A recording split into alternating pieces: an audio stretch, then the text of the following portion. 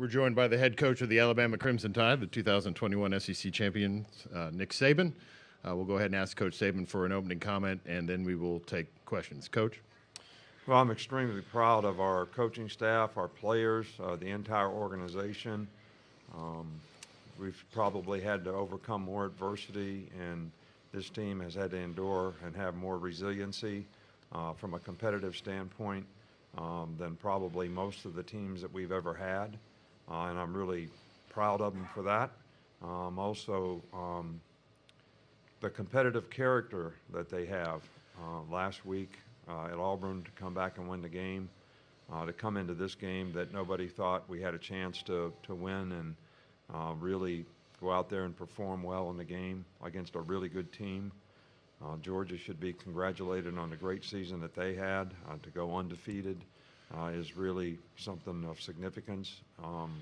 The SEC championship game is always a tough game. If you look back through the years, you know, we've played 1-2 a couple times, 1-3 a couple times. So it's not easy. And I think that our players really prepared well for this game and executed extremely well, fixed a lot of problems that we had. So just a tremendous victory, team victory.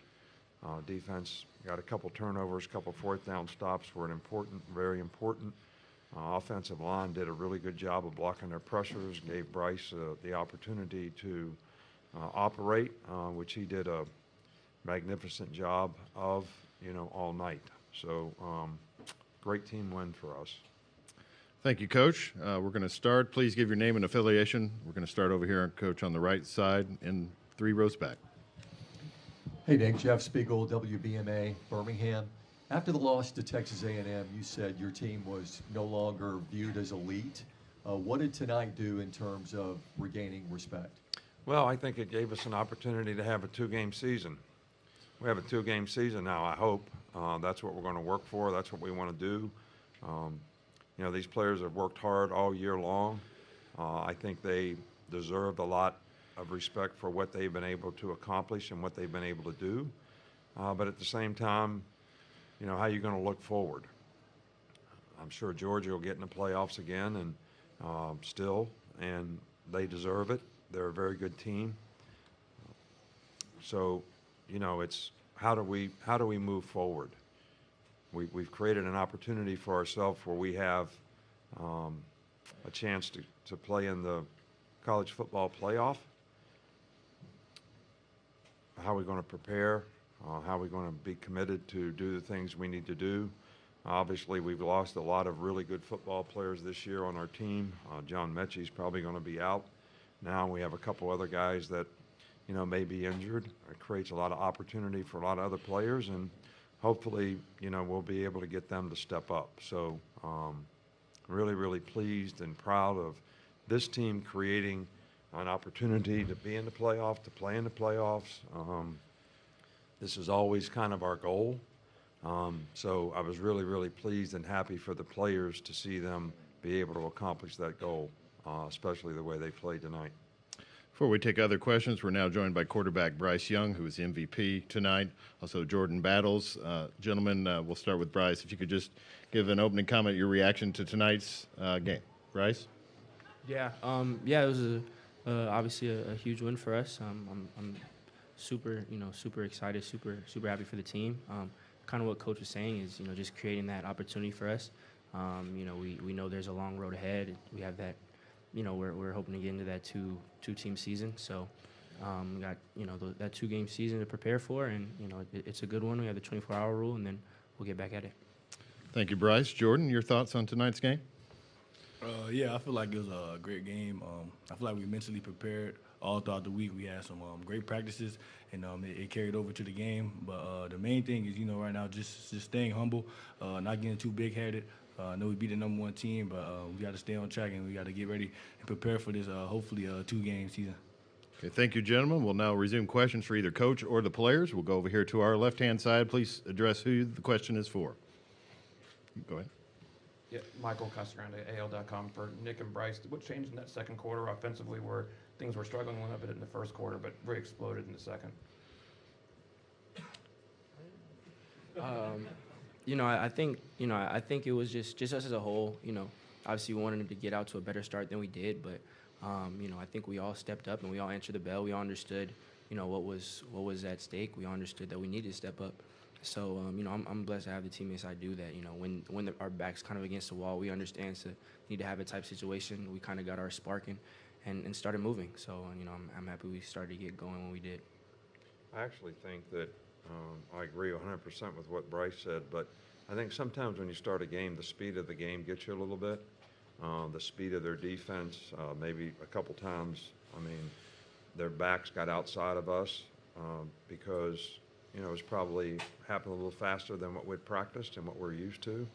And I think once you sort of get used to the speed of the game, like their pass rush and all that, I think you start operating a little bit better, and our efficiency got much better in the offensive line as well as on defense. Okay, we'll go over here onto the right side on the end. Front row. Richard Johnson, Sports Illustrated. Coach Saban, you talked about giving Bryce a lot of time to operate today. What were some things that got the pass protection better this week from the Iron Bowl to today? Well, I think the offensive line really answered the challenge, that we sort of put to them in terms of them being more physical, in this game. They probably prepared a little better than I've ever seen them all season long in terms of studying the guys they had to block and the things they had to do. I think we did a little bit better job as coaches in terms of having some protection multiples that maybe we didn't always get as many guys out in the pass routes, but we also gave the quarterback time to operate. So, and sometimes when those multiples sort of can affect how you pressure on defense, and I think all those things probably contribute to us getting in a little better rhythm as the game wore on. Okay, we'll go down here to our front left. For Nick, you had mentioned before the game you weren't sure how players would respond to being underdogs in this game. Just how do you think they responded, and how much was that used as motivation? I think what these guys really wanted to sort of gain was more respect. Not just the fact that they were underdogs, because I think we had a tremendous amount of respect for Georgia, their team, and what they accomplished. But you guys gave us a lot of really positive rat poison. The rat poison that you usually give us is usually fatal. But the rat poison that you put out there this week was yummy.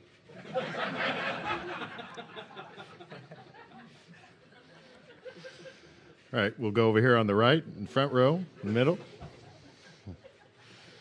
I don't know how to follow that. But, Bryce, how much? Usually the offensive line only gets attention from us when they give up 7 sacks or something. But how much did those guys impact this game against that defensive front? Yeah, that was everything. It was obviously that's a great front, a great defense, and we knew that coming in. And I think they just kept hearing it, and like Coach said, they accepted the challenge and they really stepped up to the plate, in the biggest moment in the season. So, in all the success that we have offensively, it always starts up front. So I'm glad that you said that. You only hear about, people try to only say negative things about offensive lines in general and about our own line, but you don't understand every time that there's a positive play, and whether it's the run game, the pass game, whatever it is, nothing starts without our O-line. And they did an amazing job today. They stepped up to the plate, and I'm happy to have the guys that I do. Okay, we'll go over here on our left-hand side. Nick and Bryce, why were you guys able to have so much success against Georgia's defense today and make them do things I haven't seen them do much this season? Bryce, you want to go ahead with that one? Yes, so. Yeah, I think that was a really good defense. Had really good players, great coaching, and I think it was just about how we prepared. We kind of wanted to all as offense take that challenge, and you like Coach is saying, you hear the rat poison, and it was kind of against us this week, and we took preparation very seriously, and we all understood the magnitude of the moment, and we all stepped up. So it was everybody, all 11. It was the coaches doing a great job calling plays, managing situations. So it was a team effort, and we know that it was a great win, and we have to keep on improving. I still think that it started up front. Their front has been so dominant in terms of pressuring people, kind of taking them out of their game, that you could never, ever really get the ball, out very successfully on a very consistent basis, which is a tribute to them. Their scheme, their players are very good.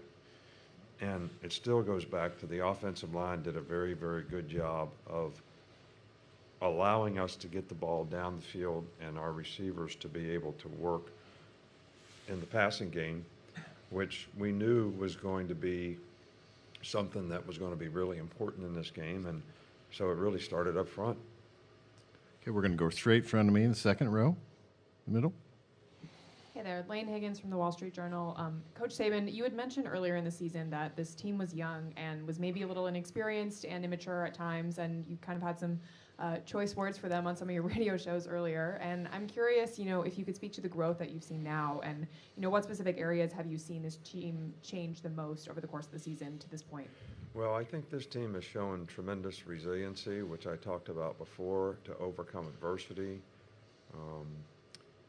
We've had we were young, and we actually got younger because we lost players that gave opportunities to other players, and all those guys have stepped up very nicely for us. But the big thing I like about these guys is they responded the right way when they got beat. Nobody really ever thinks when I say sometimes it's not a bad thing to get beat. Jordan mentioned the word humility. Having respect for winning and what it takes to win and what it takes to prepare to win are all things that are really important. And sometimes when you win 19 games in a row, you lose a little respect for that. And I think that's something that from the Texas A&M game on, we've been able to grow as a team.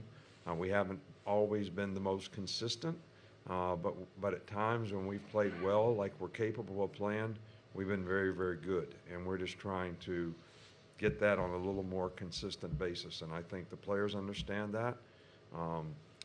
These guys, you can coach guys, but they don't have to take coaching. And these guys have all done a marvelous job, in my opinion, of doing what the coaches ask them to do, trusting and believing in the system, trusting and believing in each other.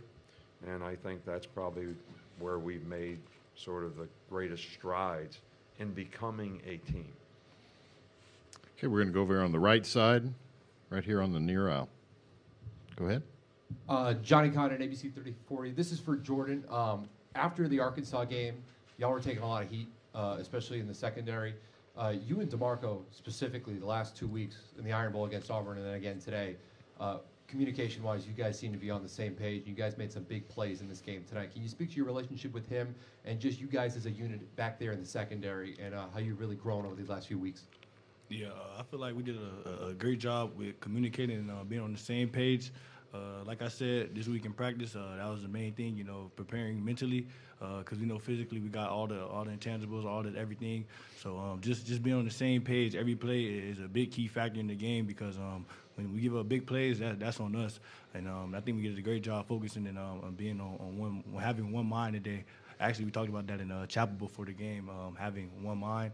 I want to give a big shout out to Jeremiah Castile, former player at Alabama. So, thank you. Okay, we'll go down here right in front. Nick, you talked about this past week in the Auburn game on that drive, the final drive, that Bryce, some of the biggest plays he made were when he just got rid of the ball to extend it. The touchdowns are easy to spot in this game, but what plays stood out to you the most that he made tonight that helped you guys get this win? Well, there was a lot of big plays in the game, which was something that we wanted to. I think the Jamison Williams long touchdown in the beginning of the game, they came down and played two trap. The safety was supposed to trap him. We got through him, and I think that changed the momentum of the game a little bit for us, so that was really important. But from a coach's perspective, to be able to manage the last drive when we needed to take the air out of the ball and not keep giving them the ball back, which our defense was really, really tired when we played a lot of plays in the third quarter. That was huge. And a lot of those were 4-yard gains, 5-yard gains, 8-yard gains. So they weren't the big plays. But those are things that win games, when you can take the air out of it at the end of the game and don't give the other team an opportunity to get back in the game. Okay, we'll go in the center aisle. Brandon, it's right behind you. Brandon Marcello, 24/7 Sports. This is for Coach Saban and Jordan. What did you guys do to really fluster Stetson Bennett tonight and obviously force him into a couple of huge mistakes? Go ahead, Jordan, if you want to lead. I think the main thing in this game was our disguises. We put in a lot of disguises this week, and that was a big thing. Have his eyes wandering around before the play. I feel like we did a good job in the back end and in the linebackers stemming and disguising. So I think that was a big part of the game. Well, I think that, you try to change the picture as much as you can and make the quarterback try to make decisions after he gets the ball in his hand. And, Stetson Bennett to me is very instinctive, very good player. And if he knows what the picture is, and a couple times tonight when he knew what the picture was, that's when he made plays, and several big plays. So I think us changing the picture on him a little bit helped. And we have to play the ball better in the deep part of the field. We've had a couple of those the last couple of weeks that are things that we need to do better.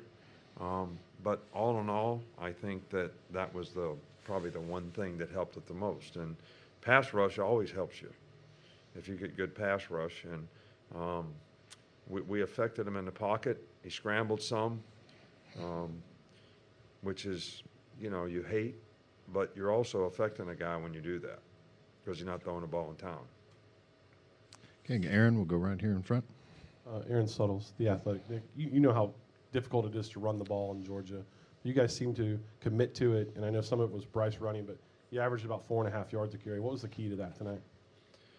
Well, I think Bryce's, scrambles probably contributed to that as much as anything. B-Rob being able to play in the game and grind out some tough yards. I thought Trey did a good job. And again, it's got to go back to the offensive line. Being a little more physical in this game against a very physical front, big, athletic guys, quick on the edges. So we need to continue to try to develop a balanced attack so that we don't put ourselves behind the 8 ball down and distance-wise. I think that's when we're most effective. We have time for 2 more. We'll start right behind Aaron in third row. Blake Topmeyer, USA Today Network. For Nick or the players, could you foresee this coming? Was there any indication, throughout this week that a performance like this maybe was coming this weekend? I'd say we always have faith and confidence in each other. As a player, we always have faith and confidence in the coaching staff. So for us, I don't think we ever really blinked or wavered. We understood the work that was necessary during the week, and we understood what we had to do to prepare. But we always have confidence in each other. We always believe in each other and push each other. So I think we're all confident going in.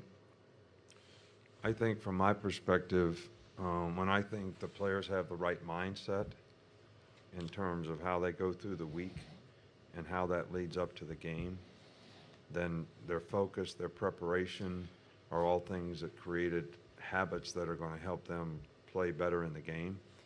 And when we do that, I think we usually perform well. Did I foresee this happening? I mean, sometimes you do all that and the other team makes some plays too. So, but I thought we had the right mindset in this game in our preparation for the game. Okay, we'll take one final question right in front of me, about 3/4 of the way back. Go ahead. Drew DeArmond, WCZN Radio. This is for Coach Saban and the players. Talk about the complimentary guys. You talked about John Mechie being injured, but in the second half, Slade Bolden, Trayshawn Holden, and Ja'Cory Brooks taking advantage of opportunities to make plays to help the offense win the game. Yeah, well, I think we have some young guys, and I think that are going to get opportunities now.